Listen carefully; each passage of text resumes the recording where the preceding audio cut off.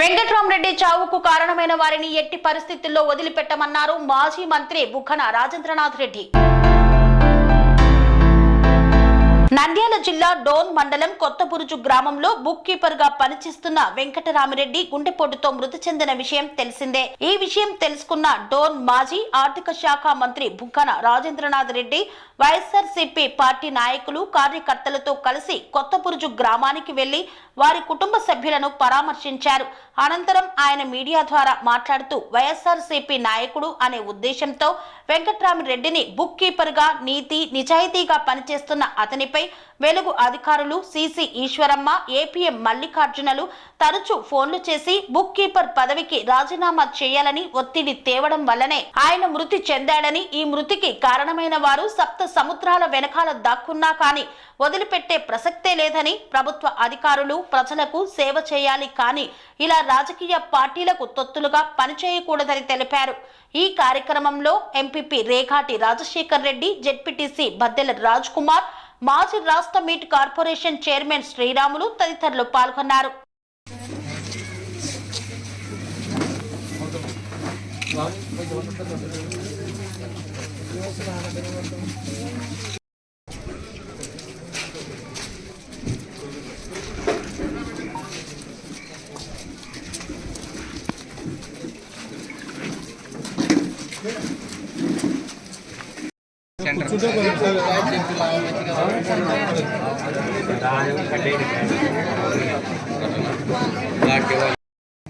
ఇన్ని ఉదాహరణ కూడా అన్నీ ఉన్నాయన్న, మాకు కూడా న్యాయం చేయలేదన్న. మాకు అన్యాయం జరిగిందన్న.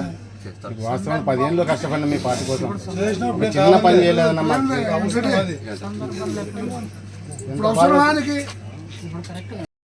ఏం చేస్తున్నారు? మా నాన్న వివేక పని చేస్తున్నాడు. నాన్నకి ఆఫీస్ నుంచి ఒత్తిడి అయితే ఎక్కువ అయిపోయింది.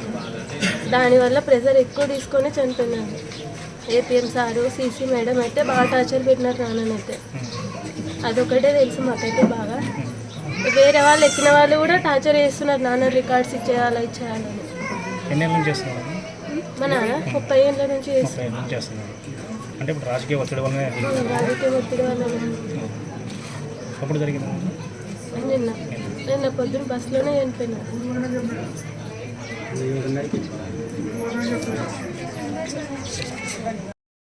నా పేరు రవీంద్రారెడ్డి, ఈయన మా బాబాయ్ అవుతారు. ఈ విఏఓ ఇన్ని రోజుల నుంచి విఏఓగా చేస్తున్నారు. ఈయన సడన్గా వచ్చి పార్టీ మారిన వెంటనే కక్ష సాధింపు చర్యలు పాల్పడినారు వీళ్ళు. అందువలన ఈయన ఆ బాధ, మానసిక ఒత్తిడి తట్టుకోలేక స్ట్రోక్ వచ్చి ఇలా అయినారు. నిన్న ఉదయం 7 గంటలకి అన్నీ సబ్మిట్ చేయాలని అడిగినారు వీళ్ళు. అడిగిన వెంటనే ఆ మనస్తాపంతో తట్టుకోలేకపోయినాడు. ఒక వారం రోజుల నుంచి ఈ బాధలు చాలా ఎక్కువైనాయి ఆయనకి. టీడీపీ దగ్గర నుంచి వాళ్ళ అధికారుల నుంచి ఈయనకి. రూపాయలు 6 100 అయినా 106 అయినా ఖచ్చితంగా వెంటబడి, ఇంతకుముందు జగన్మోహన్ రెడ్డి గారు చెప్పినట్లుగా సప్త సముద్రాలు దాటాల్సిన అవసరం వస్తే సప్త సముద్రాలు దాటి కూడా వెంటబడి న్యాయానికి తీసుకొని రావడం జరుగుతుంది. ఆ రోజు ఇబ్బంది అనేది ఎట్లుంటుంది అనేది ఆ రోజు వాళ్ళు చూడబోతున్నారు. వాళ్ళని చూసి ఇతరులు కూడా గమనించుకోవాలని చెప్పి ఈరోజు హెచ్చరిస్తున్నాం. ఇంత అన్యాయం అండి. ఒక మంచి మనిషి, ఊరు మండలము మంచిని అనిపించుకునే మనిషిని అంత నొప్పించి, అంటే హార్ట్ అటాక్ వచ్చి కుమిలిపోయి ఏడ్చి చెక్కులు బట్టి ఏడ్చి హార్ట్ అటాక్ వచ్చి చనిపోయేంత పరిస్థితికి తీసుకొచ్చినారంటే ఎంత అధ్వానమైన దుర్మార్గమైన చర్యలు ఒక్కసారి అందరూ కూడా గమనించుకోవాలి. ఎవరైతే ఈ విధమైన ప్రభుత్వ ఉద్యోగులు రాజకీయం ద్వారా ఒత్తిడి తేవాలా మామూలు మనుషుల మీద అని చెప్పి ప్రయత్నం చేస్తూ ఉన్నారో, ఇది ఒక ఉదాహరణగా, ఒక ఎగ్జాంపుల్గా జరగబోతుందని చెప్పి కూడా హెచ్చరిస్తున్నాం. ఇంతసేపు మీకున్న బాధ్యతలు చట్టం లోబడి, మంచి అనే వ్యవస్థ లోబడి చేయాలి కానీ ఇట్లా అన్యాయమైన దుర్మార్గమైన చర్యలు చెప్పి దాని ద్వారా ఏదో ఎవరిదో ఫేవర్ పొందాలని చెప్పి అనుకోవడం మాత్రము చాలా పొరపాటు. మరొక్కసారి చెప్తున్నాను, న్యాయం అనేది వెంకట్రామరెడ్డి కుటుంబానికి చేకూర్చే వరకు 6 100 అయినా 106 అయినా అవసరమైతే సప్త సముద్రాలు దాటి కానీ లాక్కొని వచ్చి చేపిస్తామని చెప్పి హెచ్చరిస్తాం. ఈరోజు కొత్తబుర్జు గ్రామంలో జరిగిన సంఘటన ఎంత అన్యాయమైన పరిస్థితితో చూడండి. వెంకట్రామరెడ్డి దాదాపు దశాబ్దాల నుంచి పొదుపు సంఘాలకు సంబంధించి బుక్ కీపర్గా పనిచేస్తూ ఎనలేని సేవ అందరికి అందించి కులాలకు మతాలకు పార్టీలకు అతీతంగా అందరి మన్నన పొంది ఒక మంచి వ్యక్తి అని ఒక కొత్తబుర్జు తదితర గ్రామాలే కాకుండా డోన్ మండలంలోనే ఒక మంచి వ్యక్తి అని ఏ విధంగా పొదుపు సంఘాలు కానీ బ్యాంకులు కానీ బ్యాంకులు పనిచేసే స్టాఫ్ కానీ ప్రభుత్వ ఉద్యోగులు కానీ ప్రతి ఒక్కరి మెప్పు పొందిన మనిషి, మృదు స్వభావి. ఏ రోజు కూడా గొంతు గట్టిగా మాట్లాడిన పరిస్థితి కూడా ఉండదు. అటువంటిది ఇంచుమించు 35 గ్రూపులు ఇక్కడ ఉంటే 35 గ్రూపులు కూడా మాకు వెంకట్రామరెడ్డి కావాలంటే మొన్న ఎన్నికలు జరిగిన తర్వాత అధికార పార్టీ వాళ్ళు ఒత్తిడి చేసి వాళ్ళ తరఫున ఉద్యోగులు ఎవరైతే ఉన్నారో వాళ్ళు ఒత్తిడి చేసి రాజీనామా చేయమని చెప్పి ఒత్తిడి చేస్తే వెంకట్రామరెడ్డి ఒకవేళ పొదుపు గ్రూపులన్నీ నన్ను దిగిపోమంటే లక్షణంగా నేను దిగిపోతాను, కానీ పొదుపు గ్రూపులు అందరూ కూడా దాదాపు 35 గ్రూపులు నేనే ఉండాలని అనేటప్పుడు మీరు ఎలాగా దిగిపోమంటారు అని అంటే అన్యాయంగా దౌర్జన్యం చేసి సంతకాలు పొదుపు మహిళలు అక్క చెల్లెమ్మలు పెట్టకున్నా ఫోర్జరీ చేసి ఏలుముద్రలు పెట్టి ఊర్లో ఎవరే కానీ వెంకట్రామరెడ్డి దగ్గరికి పోవద్దండి అని చెప్పి దండోర వేస్తే ఎంతో ఆత్మాభిమానం ఉన్న వంటి వ్యక్తి దాదాపు దశాబ్దాల నుంచి అంటే 2002 నుంచి పనిచేస్తూ బుక్ కీపర్గా అంతకు ముందు కూడా సంబంధించిన ప్రభుత్వ ప్రోగ్రాంలన్నీ కూడా తనే ఇక్కడ చూస్తూ